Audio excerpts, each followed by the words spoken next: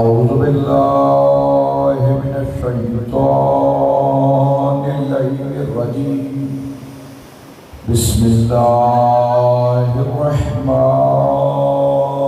الرحيم الحمد لله رب العالمين والعاقبة للمتقين والجنة للمؤمنين والنار للملحدين الصلاة والسلام على أشرف الأنبياء والمرسلين سيدنا ونبينا وطبيب نفوسنا وحبيب قلوبنا أبي القاسم محمد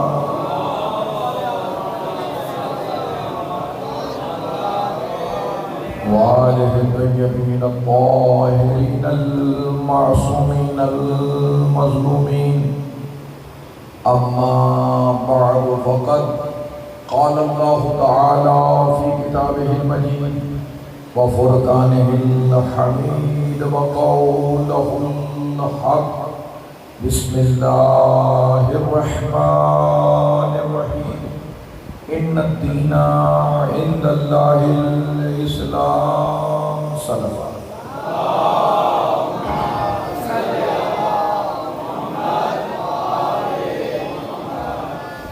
عزیزان گرامی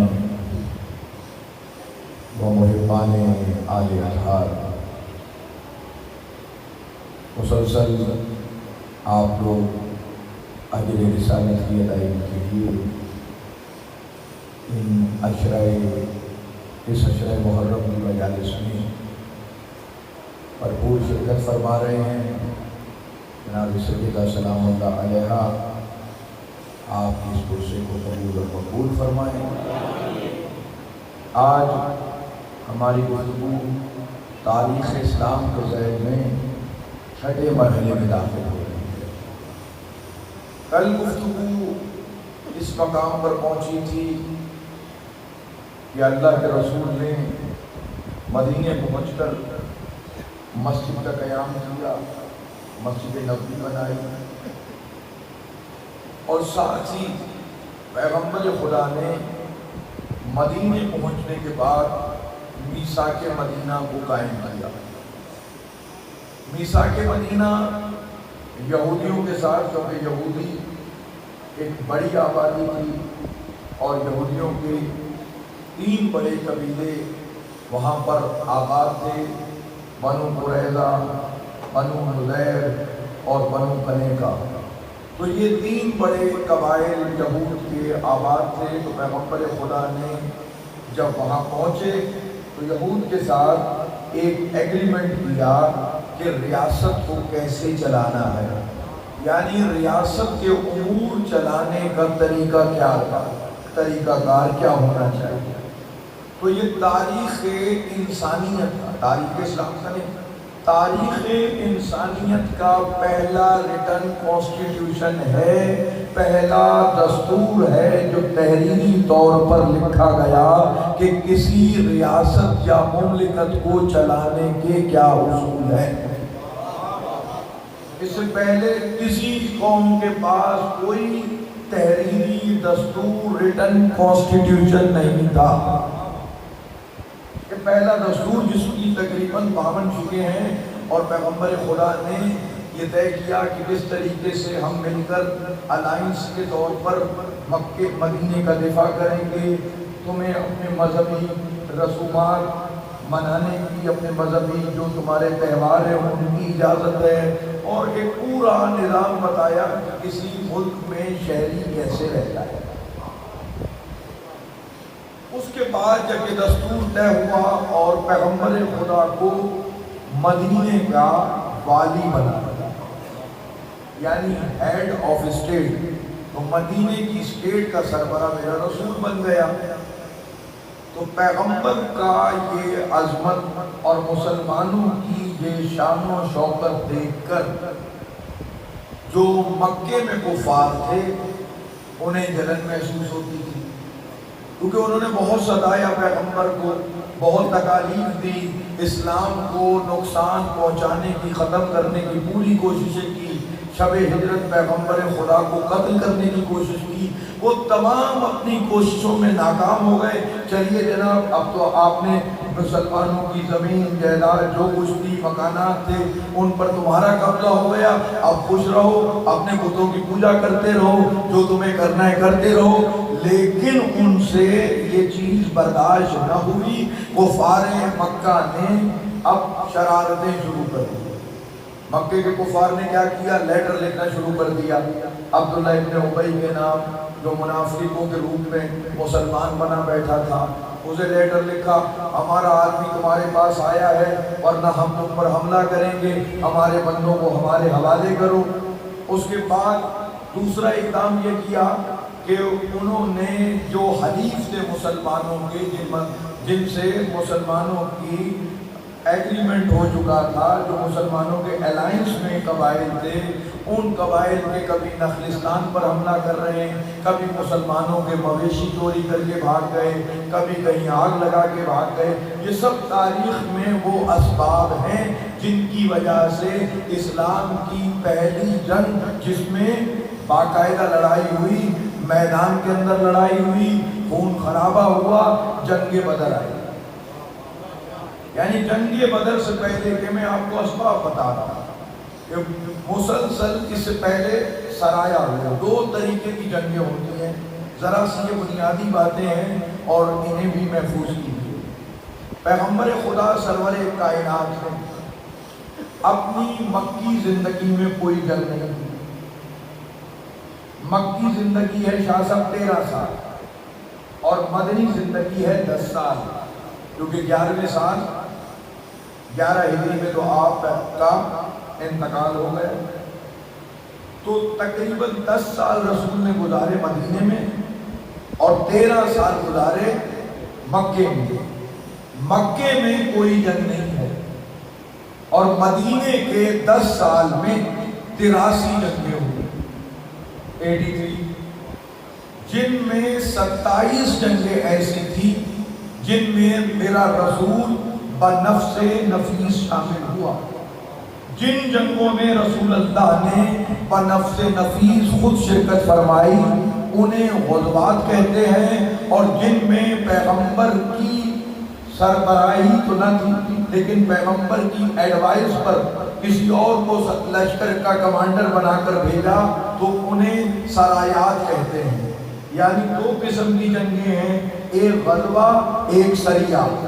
سریہ اس جنگ کو کہتے ہیں جس جنگ میں رسول اللہ نے خود شرکت نہیں کی، کسی صحابی کو سربراہ بنا کر، لشکر کا کمانڈر بنا کر، اس کے زیر سایہ وہ معرکہ ہوا، وہ اسے سریہ کہتے ہیں۔ اور جن جنگوں میں رسول اللہ نے خود شرکت فرمائی انہیں غزوہ کہتے ہیں۔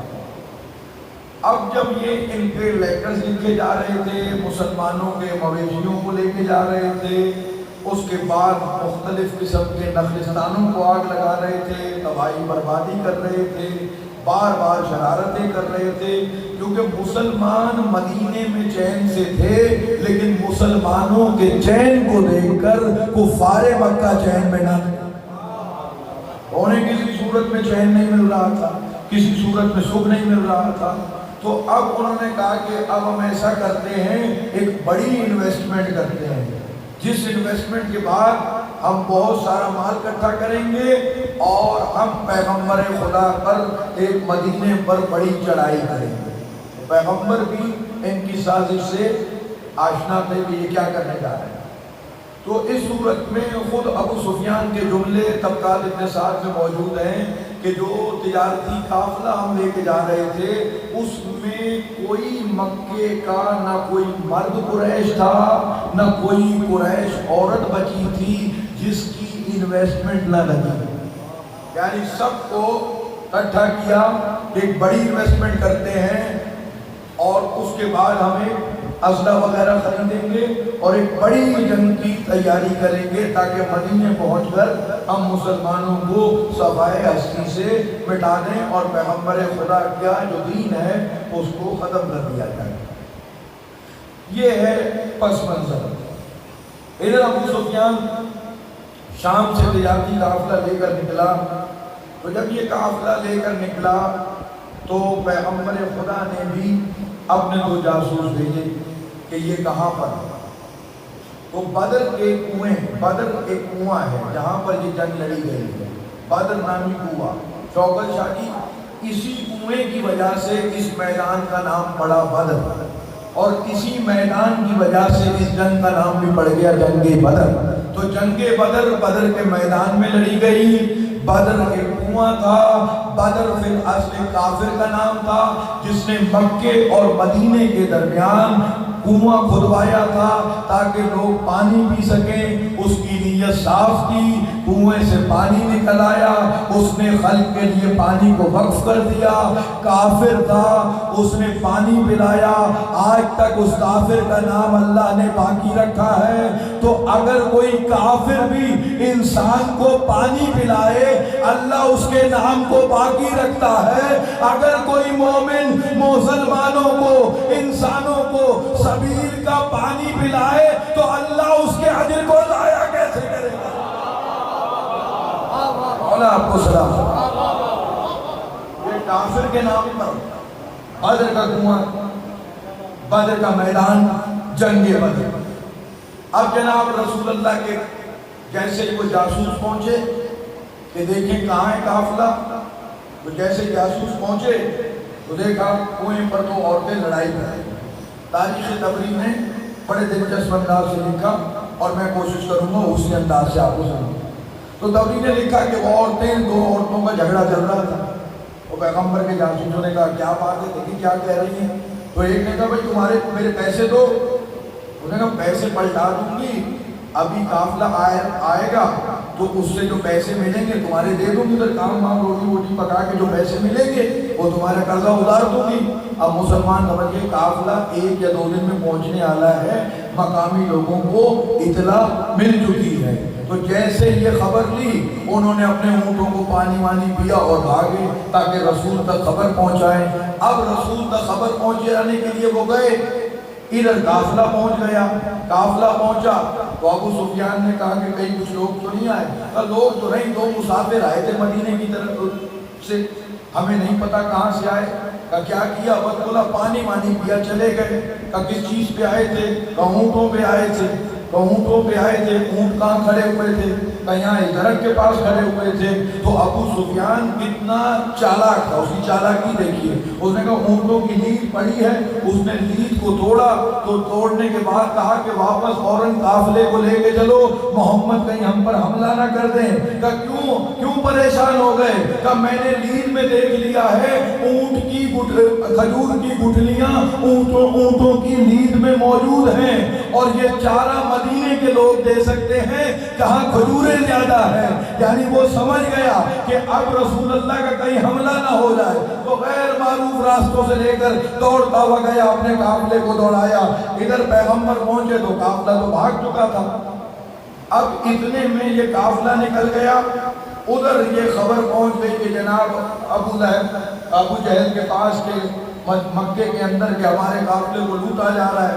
ادھر ایک آدمی آیا، اس نے رونا پیٹنا شروع کر دیا، قافلے کو لوٹا جا رہا ہے، قافلے پر حملے کا خطرہ ہے، محمد قافلے پر حملہ کر دیں گے. تو جیسے یہ باتیں شروع ہوئی تو ان باتوں کا نتیجہ یہ ہوا کیونکہ سب کا مال ڈلا ہوا تھا تو سب کو غصہ آنا شروع ہو گیا. سب تیش میں آنے لگ گئے، ایسے کیسے لوٹنے دیں گے، یہ کیسے ہو سکتا ہے. تو اب جناب عالی ایک لشکر تیار ہوا، تقریباً 1000 کا لشکر بن گیا. 950 یا 1000 تاریخ نے تعداد لکھی. یہ لشکر تیار ہو گیا اور ابو جہل اس میں سربراہی کر رہا ہے. اب یہ تھوڑا آگے گئے تو اطلاع مل گئی کہ ابو سفیان غیر معروف راستوں سے ہوتا ہوا سیفلی پہنچ گیا ہے. اب کوئی خطرہ نہیں ہے قافلے کے رکنے کا. لیکن ابو جہل بھی کیا جو مان جائے.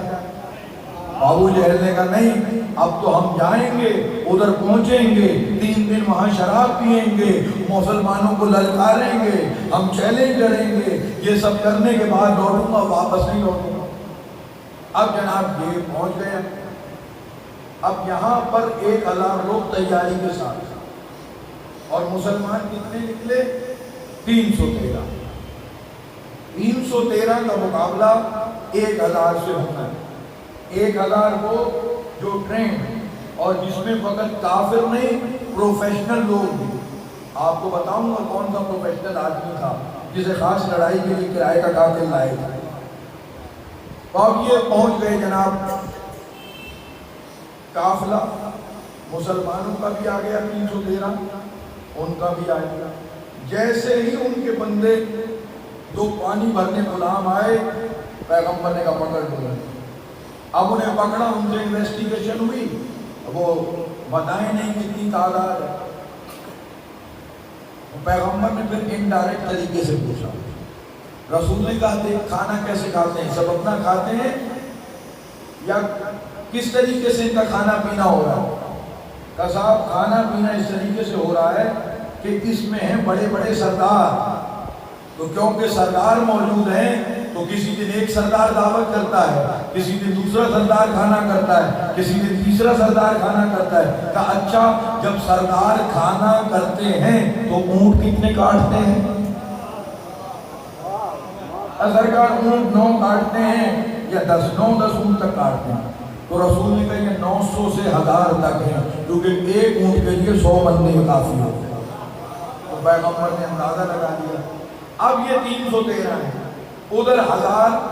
ان 1000 کے پاس 300 گھوڑے. گھوڑا ہے جنگ کی سواری، اونٹ ہے امن کی سواری. تو وہاں 300 گھوڑے اور مسلمانوں کے پاس 3 گھوڑے. وہاں پر اسلحہ پورا، مسلمانوں کے پاس 10 سے بھی کم تلواریں، 6 کے قریب زریں اور 70 اونٹ، بالکل جنگی اعتبار سے کمزور. ان کے پاس 700 اونٹ، ان کے پاس 70 اونٹ، کوئی کمپیریزن ہی نہیں ہو رہا. ان کے پاس 300 گھوڑے، ان کے پاس 3 گھوڑے، کوئی کمپیریزن نہیں. ان کے پاس تلواریں، اسلحہ پورا، ان کے پاس اسلحہ بھی پورا نہیں. تو اب مسلمانوں کی کنڈیشن اور ان کی کنڈیشن میں فرق، اور تعداد میں بھی وہ کم سے کم 3 گنا زیادہ. 3 گنا وہ زیادہ، مسلمان 3 گنا کم. اب یہ جنگ ہو رہی ہے پہلی، جسے قرآن یوم الفرقان کہہ رہا ہے. اس سے پہلے سرایا ہے، لیکن کبھی اس طرح کی دو بدو جنگ نہیں ہوئی جس کے اندر میدان میں دونوں لشکر ایک دوسرے سے لڑے ہو آمنے سامنے آ کر. اب یہ چھوٹی موٹی جھڑپیں تو ہو چکی تھی اس سے پہلے بھی. اب دونوں لشکر موجود، 1000 بمقابلہ 313. وہاں کی تیاری اور یہاں کی تیاری کا فرق آپ نے محسوس کیا. اب جناب عالی جو رات تھی 16 کی رات، 17 رمضان کو یہ بدر ہوا ہے، 12 کو رسول مدینے سے. پیغمبر نے انصار کو ایک آفر دیا کہ دیکھو تمہارا معاہدہ کیا تھا، جو مدینے میں جنگ ہوگی تم اس میں ہمارے ساتھ لڑنا. اب یہ جنگ ہو رہی ہے مدینے سے باہر، اگر تم جانا چاہو تو مجھ محمد کو کوئی اعتراض نہیں. تو تاریخ نے 2 شخصیات کے جملے لکھے جو واقعاً قیمتی ترین جملے. ایک انصار کے اس سردار تھے سعد بن عبادہ. سعد بن عبادہ نے کہا یا رسول اللہ اگر آپ حکم کریں تو ہم اپنے آپ کو، گھوڑوں کو اور خود کو پانی میں ڈال لیں، آپ کے حکم سے سمندر میں کود پڑیں. اور حضرت مقداد ابن اسود نے رضی اللہ تعالیٰ عنہ نے وہ تاریخی جملہ کہا یا رسول اللہ ہم موسیٰ کی قوم کی طرح نہیں ہیں کہ جس قوم نے کہا تھا موسیٰ تو اور تیرا رب لڑ. ہم آپ کے ساتھ شانہ بشانہ ہیں، آپ پہ اپنی جانیں قربان کرنے کو تیار ہیں. اب پیغمبر کو 18 سوئی کے لشکر لڑنے کو تیار ہے. تو اب جو جنگ کے لیے میدان سجا اس میں ایڈوانٹیج کافروں کو مل رہا تھا. مسلمان جس سائڈ پر تھے وہ زمین تھی ریتی، وہاں پیر تھوڑے پھنستے تھے، اور کافروں کے پاس زمین تھی ہموار، انہیں زمین کے جو ایریا تھا ان کا اچھا تھا، اور مسلمانوں کا تھوڑا ریت والا تھا جہاں پر چلنا اور اس میں تھوڑی دشواری تھی۔ تو رات بھر لشکر تو سویا رہا، لیکن سردار لشکر دعا مانگتا، پیغمبر خدا کی دعا تھی، پالنے والے اس روئے زمین پر ایک قلیل گروہ ہے جو تیری عبادت کرتا ہے، اگر یہ گروہ نہ رہے گا تو تیری عبادت کرنے والے مٹ جائیں گے، اس گروہ کو نصرت عطا فرما۔ اگلے دن جنگ سے پہلے، صبح سے پہلے خدا نے بارش کر دی۔ بارش کرنے کا نتیجہ یہ ہوا کہ وہاں زمین پر پھسلن آ گئی، اور یہاں جو ریت والی زمین تھی وہ بہتر ہے۔ اب جناب کہا کہ بھائی اب لڑائی ہوگی، دونوں لشکر تیار ہیں، پیغمبر کا لشکر بھی تیار، ان کا لشکر بھی تیار۔ تو جب کفار کے لشکر کی طرف سے 3 کافر آئے، یعنی کافروں کی طرف سے 3 کافر آئے جنگ کرنے کے، کون کون سے آئے؟ تاریخ نے ان کے نام لکھے، عتبہ، شیبہ، ولی۔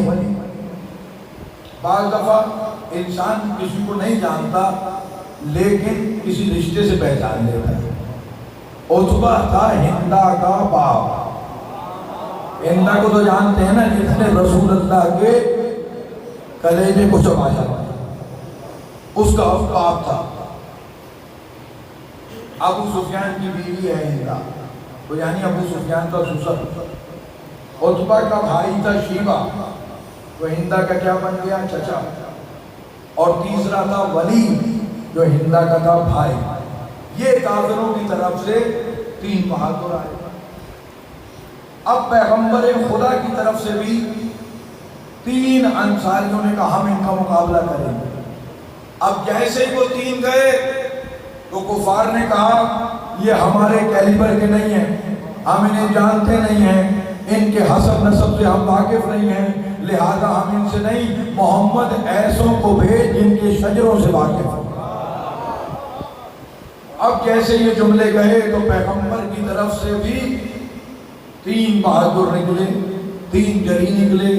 حضرت حمزہ رسول اللہ کے چچا، حضرت عبیدہ بن حارث بن عبد المطلب رسول کے چچا زاد، علی ابن ابی طالب رسول کے چچا زاد۔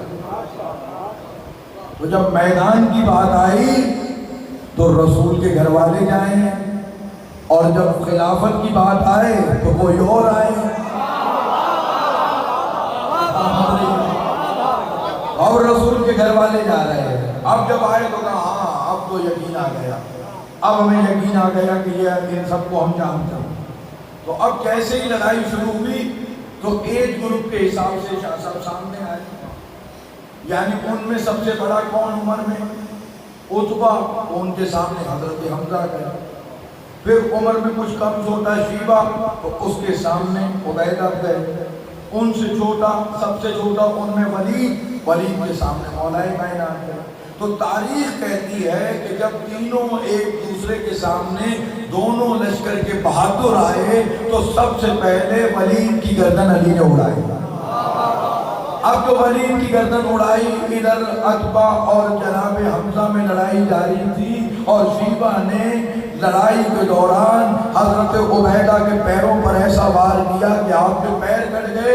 اب تلوار کو شیبہ نے بلند کیا تھا، لیکن یہ تلوار بلند ہی رہ گئی، کیونکہ پہلو میں بجلی کی تیزی سے علی نکلے اور شیبہ کی گردن کاٹ دی۔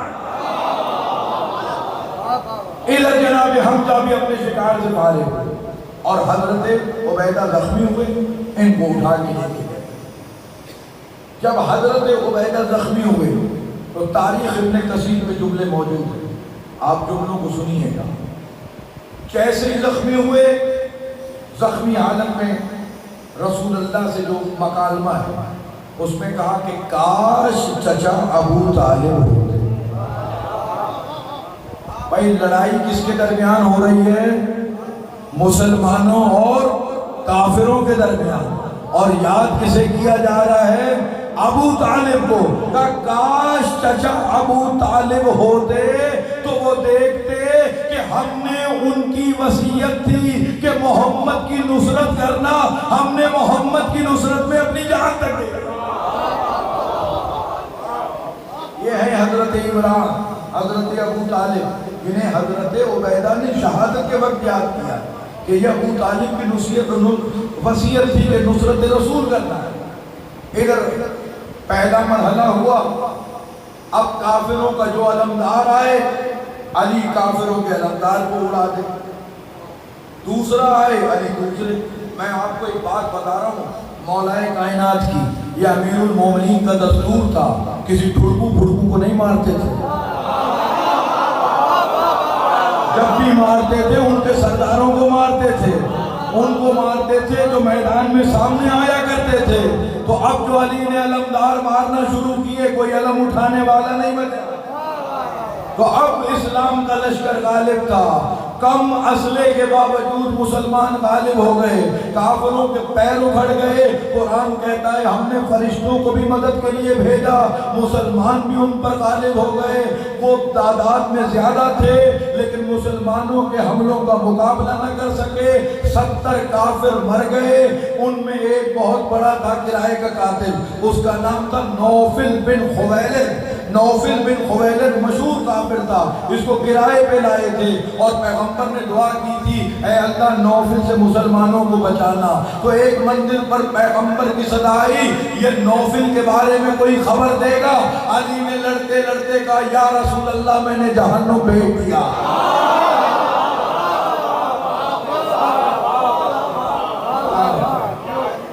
تو اب کفار کے لشکر کو جب پسپائی ہوئی، 70 کافر مارے گئے، 70 گرفتار ہو گئے، تو وہی 70 میں فرشتوں نے بھی نصرت کی، لشکر اسلام بھی لڑا۔ ذرا تعداد تو طے کریں کہ کس نے کتنے مارے، کس نے کتنے مارے۔ تو تمام مورخین نے لکھا کہ پورے لشکر اسلام نے مل کر 34 کافر مارے، اکیلے علی نے 36 کافروں کو فنار کیا۔ بھائی جب کافروں کے کیمپ میں کیا تھا، جب مکے پہنچے کہ تیرے باپ کو کس نے مارا؟ کہ علی نے مارا۔ کسی سے پوچھا تیرے چچا کا کیا بنا؟ کہ علی نے مار دیا۔ کسی سے پوچھا تیرے بھائی کا کیا بنا؟ کہ علی نے مار دیا۔ ادھر مسلمانوں سے پوچھا اسے کس نے مارا؟ کہ علی نے۔ کس نے مارا اسے؟ کہ علی نے۔ نوفل کو کس نے مارا؟ کہ علی نے۔ یعنی مسلمانوں کا کیمپ ہو یا کافروں کا کیمپ ہو، بس علی علی علی کی صدا ہے۔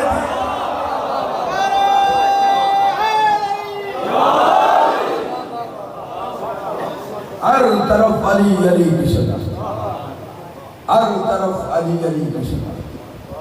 امیر المومنین کہ یہ عظیم کا نام، بدر کا ہیرو علی، جس کی شجاعت۔ اب کافروں کے مر گئے 70 کافر مر گئے اور 70 ان کے اسیر بن گئے، قیدی بن گئے۔ تو اب جناب علی، کافروں نے کہا کہ بھائی ان کے گھروں میں تو کوہرام مچ گیا، آپ کیا کریں؟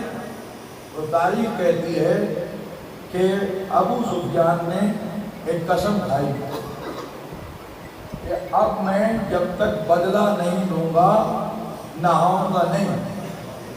تو یہ اس نے قسم کھائی۔ اب مجھے بتائیے آپ کے شہزاد پور میں اتنی گرمی پڑتی ہے تو مکے میں کیسی پڑتی ہوگی؟ تو مکے کی گرمی سخت قسم کی گرمی، بہت زیادہ پسینہ آنا، اور پھر اوپر سے کافر بھی تھا، تو سونے پہ سہاگا ہو گیا، ایک دو کریلا اوپر سے نیم چڑھا۔ تو اب یہ قسم تو اس سے پوری ہونے کو تیار نہیں تھی، اب کیا کرے؟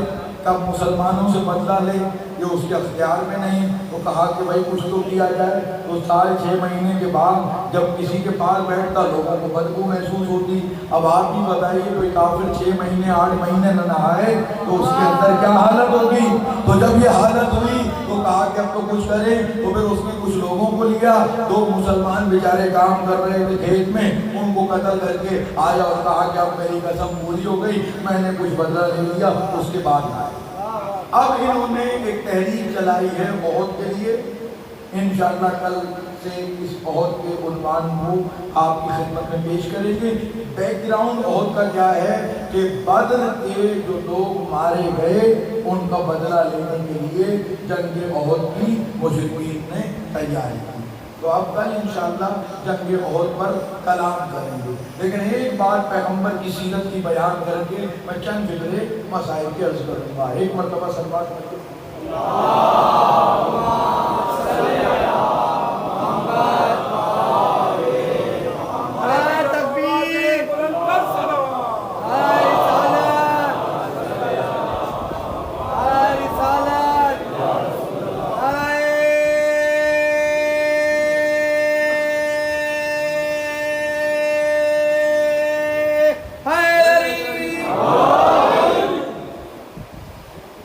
عزیزان گرامی، اس نقطے کو محسوس کیجئے گا۔ عام طور پر لوگوں نے سرکار کی سیرت پر یہ الزام لگایا کہ پیغمبر بڑے جنگجو سے، آپ نے بہت جنگیں لڑی، آپ نے بے تحاشا جنگیں لڑی، تو جیسے ہی پیغمبر کے پاس طاقت آئی وہ پیغمبر نے جنگیں لڑنا شروع کر دی۔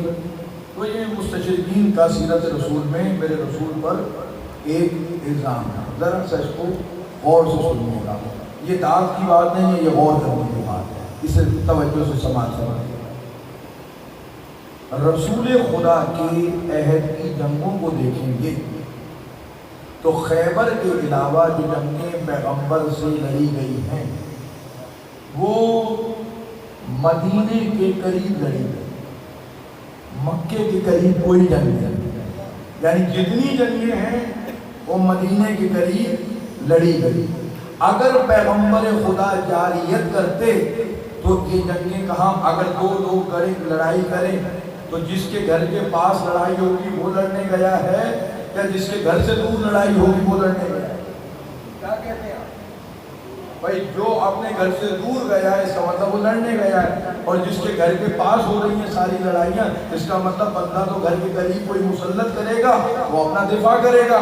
تو جتنی اسلامی جنگیں ہیں سوائے خیبر کے، اور وہ بھی کیوں لڑی گئی اس کی علت خیبر کی جنگ میں آپ کی خدمت میں پیش کریں گے۔ تمام جنگیں مدینے کے قریب لڑی گئی، اس کا مطلب کافر مسلمانوں سے لڑنے کے لیے آئے، مسلمان کافروں سے لڑنے کے لیے نہیں گئے۔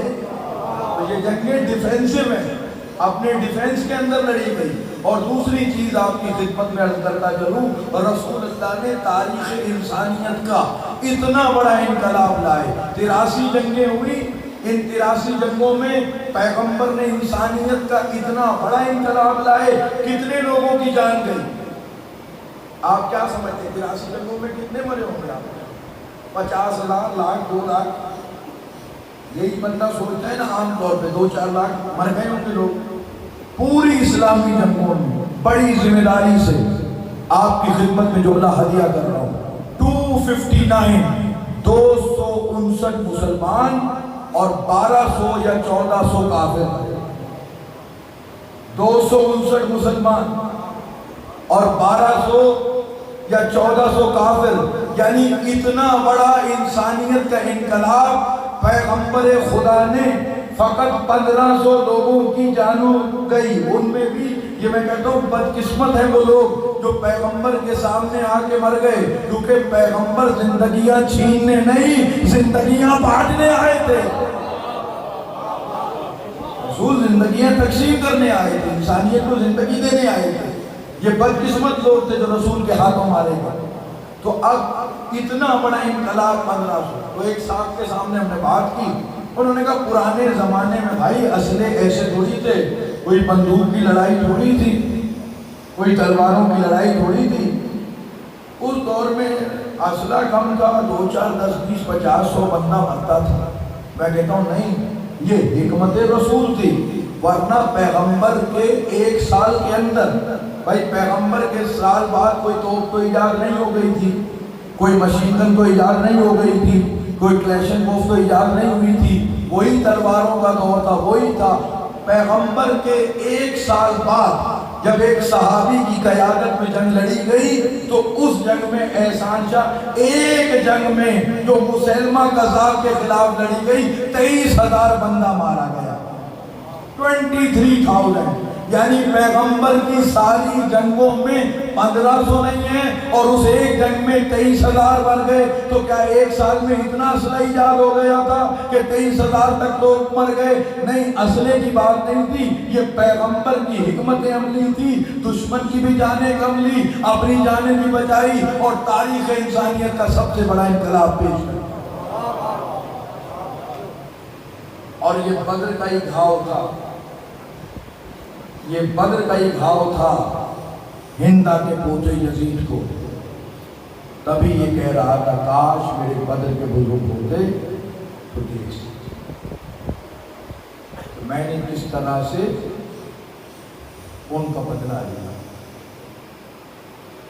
یہ یزید کیا جملے کہہ رہا ہے، بڑی کتاب کی تاریخ میں اگر کوئی وحی نہیں آئی، یہ سب بنو ہاشم کا اقتدار کے لیے ڈرامہ تھا، نعوذ باللہ من ذالک۔ آج مسلمان کوئی کافر آج کوئی کارٹون بنا دے رسول اللہ کا، دیکھیے کیسے جلوس نکل جائیں گے شہداد پور میں، پاکستانی پورا پاکستان بھر دیں گے جلوسوں سے۔ بھائی کیوں جلوس نکال رہے ہو؟ اجی ہمارے رسول کی شان میں گستاخی ہو گئی۔ ٹھیک ہے جناب، رسول کی شان میں گستاخی ہو گئی، کیا کیا؟ کہ اس نے رسول اللہ کی کارٹون بنا دیا، نعوذ باللہ من ذالک۔ ہم بھی اس کی شدید مذمت کرتے ہیں، پیغمبر کی حرمت سب سے افضل ہے، تو آپ نے جلوس کس لیے نکالا؟ رسول اللہ کی شان میں گستاخی ہو گئی۔ وہ بابا کو کارٹون بنائے تو رسول کی شان میں گستاخی ہوئی، اس گستاخ کے خلاف جلوس نکالنا جائز ہے۔ کب سمجھ میں آیا مسلمانوں کو؟ آج سمجھ میں آیا۔ 1400 سال بعد، بڑے سلو ہو بھائی، تم بڑے پیچھے رہ گئے ہو آپ ہم سے، تمہیں 1400 سال بعد یہ عقل آئی کہ کوئی رسول کی شان میں گستاخی کرے تو جلوس نکالنا چاہیے۔ یہ شیعان علی 1400 برس سے یزید کے خلاف جلوس نکال رہے ہیں۔ یزید رسول کے وارث کہلا کر منبر پر یہی تو کہہ رہا تھا، کوئی وحی نہیں آئی، یہ بنو ہاشم کا اقتدار کے لیے ڈرامہ ہے۔ وہ وحی کا انکار کر کے رسول کی گستاخی کر رہا تھا، وہ ہم شبیہ رسول علی اکبر کو قتل کر کے رسول کی گستاخی کر رہا تھا، وہ اہل بیت رسول کو قتل کر کے رسول کی گستاخی کر رہا تھا۔ تم نے 1400 برس بعد گستاخوں کے خلاف جلوس نکالا، ہم 1400 برس سے نکال رہے ہیں۔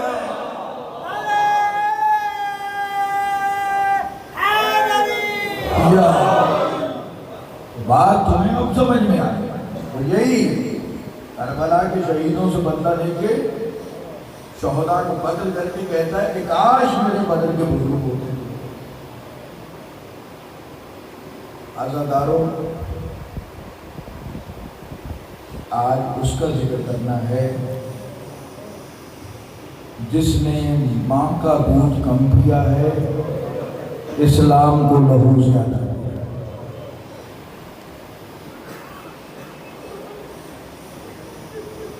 تین سر حسین کے شہداء کے ایسے ہیں جنہوں نے عجیب تبلیغ کی۔ پہلا سر 9 کی نیزہ پر علی اکبر کا سر تھا، جس سر کو دیکھ کے یہ احساس ہوا تھا کہ جو فرزند جو شبیہ رسول کا قاتل ہو وہ رسول کا ماننے والا نہیں ہو سکتا۔ دوسرا سر علمدار کربلا کا سر تھا، جو ہم شبیہ علی عباس علمدار کا تھا۔ جو علمدار کو قتل کرے، جو شبیہ علی کو قتل کرے، وہ علی کا شیعہ نہیں ہو سکتا۔ لیکن جو ننھے سر نے تبلیغ کی ہے نا، جو 6 ماہ والے نے تبلیغ کی ہے نا، وہ عجیب تبلیغ ہے۔ اس سر کو دیکھ کے لوگ کہتے تھے جنگوں میں جوان تو مارے جاتے ہیں، یہ 6 ماہ کے بچے کا کیا قصور تھا؟ علی اصغر کے سر نے یہ تبلیغ کی کہ اصغر کا قاتل مسلمان اور علی والا ہونا تو دور کی بات، یہ انسان بھی نہیں ہو سکتا، کیونکہ انسانیت کے بھی کچھ اصول ہیں، ایسے چھوٹے بچوں کو تو کوئی نہیں مارتا۔ عزاداروں، جب حل من ناصر ینصرنا کی صدا بلند کی ہے امام مظلوم نے، تو 2 خیموں میں عجب اثر ہوا۔ ایک خیمہ تھا علی ابن الحسین کا، ایک خیمہ تھا علی اصغر کا۔ حلمن کی صدا کے نتیجے میں ایک خیمے سے رونے کی صدائیں بلند ہوئی، ایک بی بی خیمے سے باہر آئی، امام حسین پہنچے جس خیمے سے رونے کی آوازیں آ رہی تھی۔ کیا بات ہے؟ جناب ام کلثوم گریہ کر رہی تھی، اور گریہ کر کے فرماتی ہیں جب سے آپ نے حلمن کی صدا بلند کی ہے، سید سجاد عصا کے سہارے کھڑے ہوتے ہیں اور کہتے میرا بابا مظلومیت سے پکار رہا ہے، میں اپنے بابا کی نصرت کروں گا، کہ سجاد کو روکو، یہ نسل امام سجاد سے چلے گی۔ سجاد کا جہاد بعد کے مرحلے کا ہے۔ سجاد کو روکا گیا اور دوسرے خیمے پر پہنچے، اماں فضا کہی تھی کہ اماں فضا کیا بات ہے؟ کہ جب سے آپ نے حلمن کی صدا بلند کی ہے، اصغر اپنے آپ کو جھولے سے گرا دیتے ہیں۔ حسین نے کہا رباب اصغر میرے حوالے کر، ہو سکتا ہے میں اس کے لیے پانی کا بندوبست کروں۔ عزاداران امام مظلوم علی اصغر کو لے کے چلے، ابا کے دامن میں جب علی اصغر کو لے کے چلے تو دشمن یہ سمجھا حسین صلح کے لیے قرآن لا رہے ہیں، حسین صلح کے لیے قرآن لا رہے ہیں۔ لیکن جیسے ہی حسین نے ابا کے دامن کو ہٹایا تو ایک قرآن ناطق کا چھوٹا سا پارا تھا جسے علی اصغر کہتے ہیں، امام حسین کہتے ہیں اے قوم اشقیا، اس کی ماں کا دودھ خشک ہو چکا ہے، اسے چند قطرے پانی پلا دو۔ اولاد والے بیٹھے ہو، مجھے کتنا بتاؤ ایک 6 ماہ کے بچے کو کتنا پانی درکار ہے؟ دریا بہ رہا تھا، کوئی حسین کے اصغر کو پانی پلانے کو تیار نہ تھا۔ اس کے بعد میں کہتا ہوں حسین نے پانی کا سوال کیا ہے، کھانے کا سوال نہیں کیا۔ عزادارو، اگر آج بھی کسی مسلمان کے دروازے پر دوپہر کے وقت کوئی دستک دے اور سامنے عورت ہو، اس کے ہاتھ میں بچہ ہو، آپ سے کہے میرا بچہ پیاسا ہے، اسے پانی پلا دو، میرے شیعہ سنی بھائیوں، کیا آپ یہ سوال کریں گے کہ بھائی بچے کا مذہب کیا ہے؟ آپ یہ نہیں پوچھیں کہ بچہ مسلمان ہے، ہندو ہے، عیسائی ہے، آپ مذہب نہیں پوچھتے۔ حسین نے کیا سوال کیا تھا؟ اس بچے کو پانی پلاؤ، جواب میں پانی تو نہ پلایا، وہ تیر مارا جو 3 بھال کا تھا۔ حسین کے اصغر کو جب پانی نہ پلایا، حسین کے اصغر کو جب پانی نہ پلایا، مظلوم کربلا نے کہا اے علی اصغر کو پانی نہیں پلاتے، تمہاری دشمنی مجھ سے، اسے نہیں پلاتے، لو میں اسے ریت پہ لٹا دیتا ہوں۔ حسین نے چلچلاتی ہوئی گرم ریت پر علی اصغر کو لٹایا، اور تم خود اسے پانی پلا دو، کسی نے پانی نہ پلایا۔ اس کے بعد غریب زہرا نے حجت تمام کی، کہا اے حجت خدا کے فرزند، تو ہی حجت کو تمام کر دے۔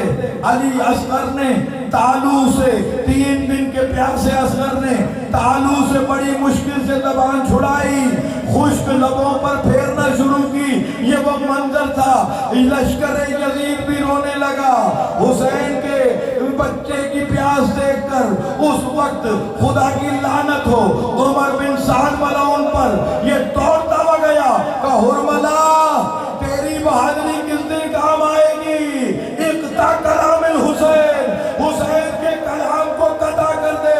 حرملا نے 3 بھال کا تیر لیا، چلانے کی کوشش کی، پہلی دفعہ چلانے کی کوشش کی، نہیں چلا پایا، دوسری دفعہ چلو کھینچا نہیں چلا پایا، جب تیسری دفعہ کھینچا کہا حرملہ چلاتا کیوں نہیں ہے؟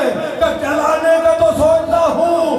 بچے کی مادر خیمہ پر قرآن سر پہ رکھ کے کہتی ہے حرملہ اپنے دین کا وطن دیکھ، میرے بچے کو دیکھ، اس ملعون نے تیر کو کھینچا، تیر کا کام ہے سراغ کرنا۔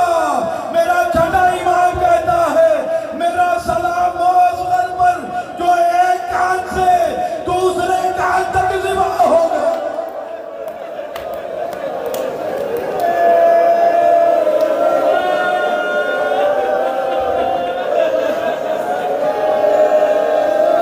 میرا سلام ہو صدیق جو ایک کان سے دوسرے کان تک ذبح ہو گیا۔ حسین نے اصغر کے لہو کو چہرے پہ ملا۔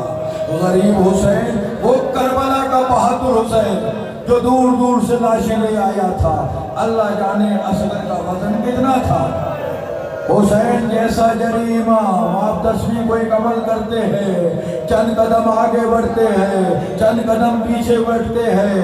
حسین کے ہاتھ میں جب اصغر ہے، ہمت نہیں ہو رہی ماں کو کیسے دکھائے۔ حسین ابن علی چند قدم آگے بڑھے، رضن بے قضائے ہی و تسلیما لامر قالوا ان للہ و انا الیہ راجعون۔ حسین کی جرأت نہیں ہو رہی، حسین کی ہمت نہیں ہو رہی۔ ایک مرتبہ حسین خیام کے پیچھے سے آئے، اب جو خیام کے پیچھے سے آئے تو حسین کی 4 برس کی بیٹی جناب سکینہ نے کہا بابا اصغر زیادہ پیارے تھے، انہیں پانی پلا دیا، سکینہ پیاسی رہ گئی۔ حسین نے ابا کے دامن کو ہٹایا، بچی نے چیخ کے کہا اماں تیرا بیٹا پانی پی آیا ہے۔ مراؤل کیسے یمنی کی بیٹی بی بی رباب نے بچے کو دیکھا، جملہ کہنے سے پہلے سر کے بال کالے تھے، جملے نے سفید کر دیے کہ اصغر جس نے مارا ہے کیا وہ اس کے گھر میں کوئی اولاد نہ تھی؟ امثلو کا ینہر، کیا تیرے جیسوں کو بھی ذبح کیا جاتا ہے؟ بس عزیزو کیا تیرے جیسوں کو بھی ذبح کیا جاتا ہے؟ کربلا کا واحد شہید جس کی حسین نے لاش بنائی، جس پر 2 رکعت نماز پڑھی، امام مظلوم نے کہا بی بی رباب سے، بی بی میں اس بچے کا کیا لگتا ہوں؟ کہا آپ اس کے باپ ہیں۔ کہا تو بچے کو سنبھال میں قبر کھودتا ہوں۔ حسین نے قبر کھودنا شروع کی، حسین کو رونے کی صدا آئی، النظر یمینا و شمالا، دائیں دیکھا بائیں دیکھا، رونے والا نظر نہ آیا۔ اب جو چھپ کے دیکھا ذوالفقار ہو رہی تھی، رو کے کہتے مولا ہم تیرے قاتلوں کو قتل کرنے کے لیے آئی تھی، تیرے بچوں کی قبر کھود رہی۔ مظلوم نے بچے کو دفن کیا، رخسار رکھا، پانی نہیں تھا، حسین نے گریہ شروع کیا۔ حسین جو روئے، بی بی رباب تیری عظمت کو سلام، تیری وفا کو سلام، تیری کردار کو سلام، علی کی بہو بیٹیوں سے کم نہ تھی، عظمت کو سلام ہے۔ ایک مرتبہ بی بی رباب کہتی ہے میرے سرتاج میں اس بچے کی کیا لگتی ہوں؟ کہ تو اس بچے کی ماں ہے، کہ میں آپ کے آنسو برداشت نہیں کر سکتی، اصغر کا خون برداشت کر سکتی۔ حسین نے اصغر کو دفن کر دیا۔ آخری جملہ آ گئی 11 محرم، اگلے سال زندہ رہے تو پڑھیں گے، جو ہم آپ میں سے زندہ رہے گا وہ پرسہ پیش کرے گا۔ آ گئی 11 محرم، سر گنے گئے، ایک سر کم تھا، ایک سر بچے کا نظر نہیں آتا۔